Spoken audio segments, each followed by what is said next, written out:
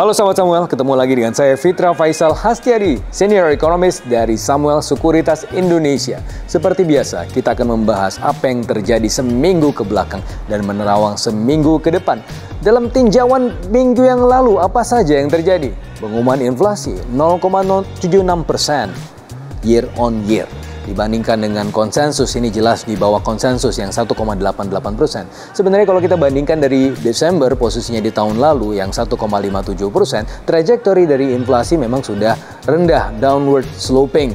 Nah, ini artinya apa? Kalau kita melihat bahwa trajektori yang semakin ke bawah ini, padahal di Desember dan Januari itu seharusnya inflasinya itu tidak serendah ini. Ini suatu sebenarnya indikasi bahwa demand kita sedang melambat. Ya, meskipun kalau kita lihat banyak ada surplus panen, harvest time di bulan Januari, Februari dan juga Maret itu harusnya juga menyumbang inflasi yang rendah. Tetapi harusnya demand juga menarik inflasi ke atas, ya masalahnya itu tidak terjadi. Maka kita melihat bahwa ini adalah indikasi yang sebenarnya ya cukup mengkhawatirkan.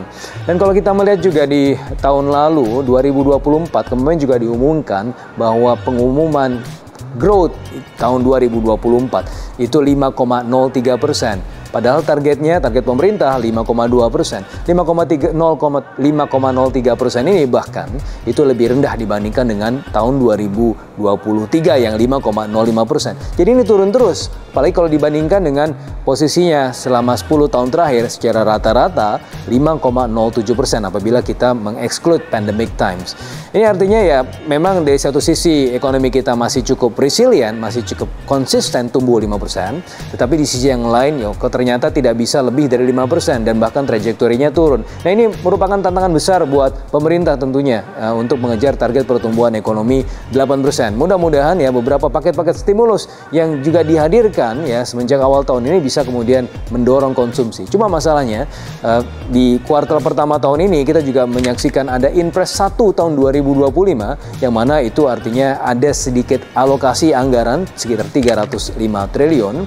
Itu alokasinya itu adalah memotong anggaran di beberapa kementerian kemudian mengalokasikan untuk program-program prioritas pemerintah. Nah, permasalahannya ini juga menghadirkan semacam sentimen yang tidak terlalu baik ya di pasar. Sebagaimana yang kita lihat beberapa hari atau beberapa sepekan terakhir, bagaimana IHSG kita lumayan tertekan.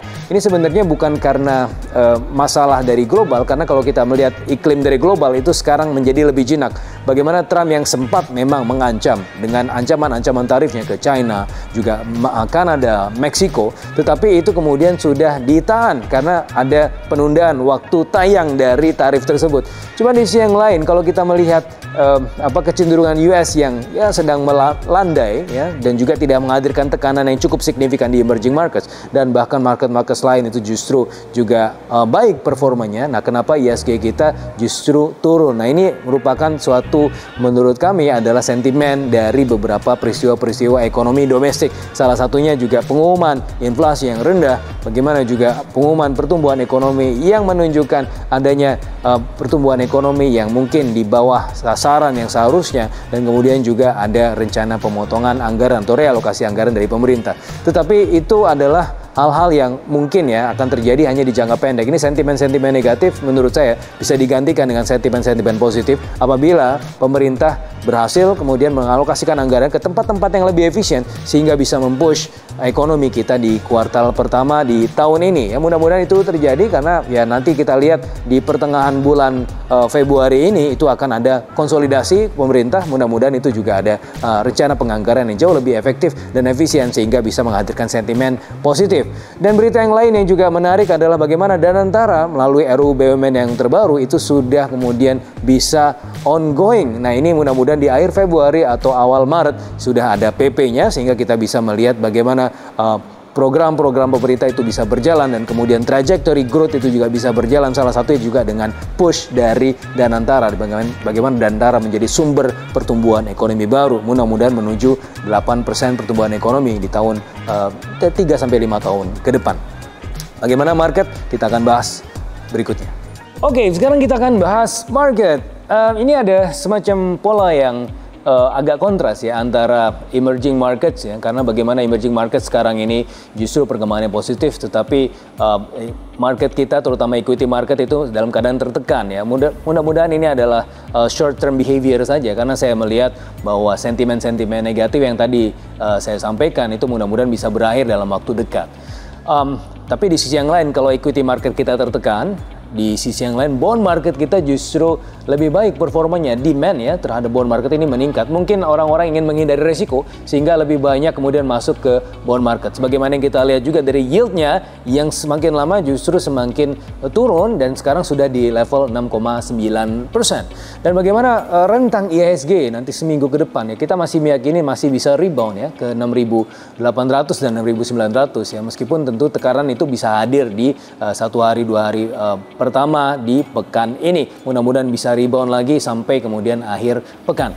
Dan beberapa sektor yang mungkin bisa menjadi defensive sector ya, salah satunya adalah ya sektor yang terkait dengan FMCG ya, itu yang terkait dengan sektor cyclical, dan ternyata yang sektor non cyclical juga performanya menurut kami juga lumayan baik ya, sebagai hal yang bisa kita masuki untuk defensive sectors. Tadi IHSG masih akan berada dalam rentang antara 6.700 sampai 6.800. Mudah-mudahan bisa kembali lagi ke level 6.900, bahkan bisa level 7.000. Tapi mungkin itu masih bisa akan terjadi justru nanti, bukan di pekan ini tapi nanti di pekan-pekan berikutnya. Nah, bagaimana dengan bond market? Bond market masih dalam kondisi yang baik ya, karena pertama dari USD 10 year tekanannya itu berkurang, artinya ada potensi capital flowing juga ke emerging markets. Nah, tapi masuknya kemana nih? Lebih banyak memang ke bond market ketimbang equity market yang saat ini sedang tertekan, dan itu juga dipicu oleh demand domestik yang juga cukup meningkat ya, mengingat bahwa sekarang masyarakat lebih cenderung untuk menghindari risiko di jangka pendek. Dan oleh karenanya untuk tenor-tenor yang juga kita rekomendasikan adalah tenor-tenor yang di bawah 10 tahun ya, strateginya sekali lagi strategi defensif. Dan mudah-mudahan saja ini nanti bond market kita yieldnya masih akan berada di level yang wajar dan pantas, yang mudah-mudahan akan memasuki level 6,8 lagi, sehingga kemudian bisa memicu potensi capital gain di pekan-pekan berikutnya.